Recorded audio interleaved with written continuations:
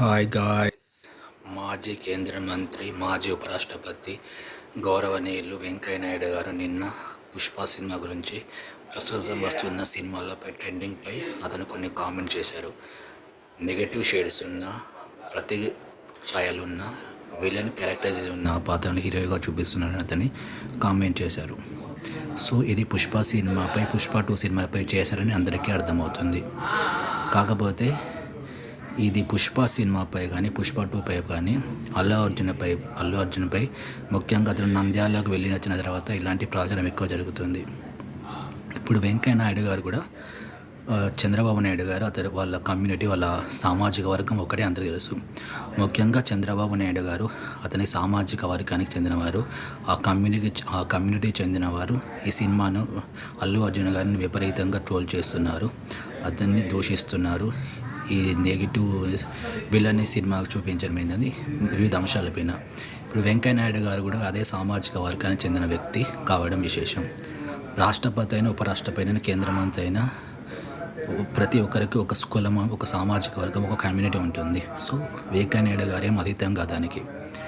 So Venkaiah Naidu గారికి, చంద్రబాబు నాయుడు గారికి ఏం నచ్చుతుందో అదే నచ్చుతుంది, ఏం నచ్చదో అదే నచ్చదు.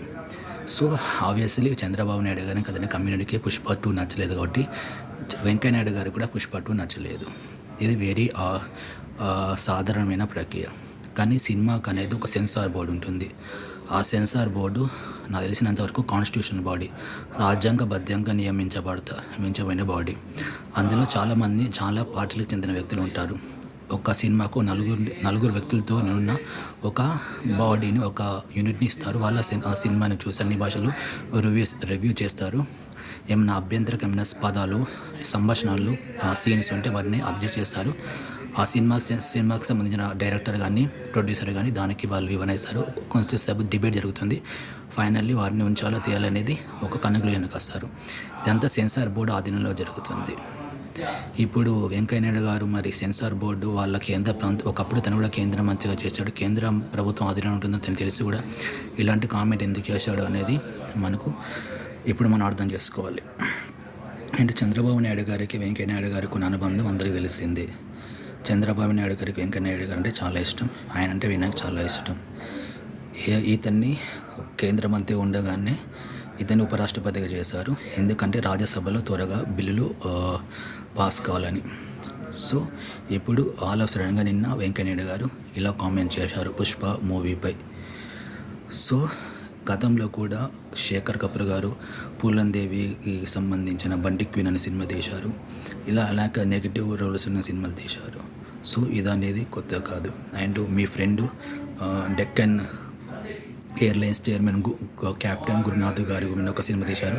దానికి ఈ ప్రస్తుత కేంద్ర ప్రభుత్వం 4-5 అవార్డ్స్ ఇచ్చారు. సూర్య గారికి, జ్యోతిక గారికి అండ్ ఆ హీరోయిన్కి ఇలా. అండ్ ఈ సినిమా కూడా అదే ప్రభుత్వం ఉత్తమ నటుడిగా జాతీయ అవార్డు ఇచ్చింది. ప్రస్తుత ఏ ప్రభుత్వం అయితే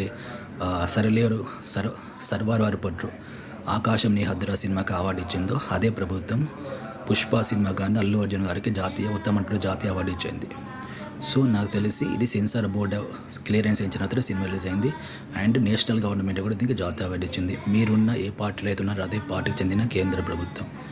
సో నాకు ఎందుకో వెంకయ్య నాయుడు గారు క్యాస్ట్ ఫీలింగ్తో, కమ్యూనిటీ ఫీలింగ్తో చేసి అనుకోరు, కానీ ఎక్కడ ఉంటుంది. ఆయన కూడా అదే కమ్యూనిటీ, సామాజిక వర్గానికి చెందినవారు కాబట్టి.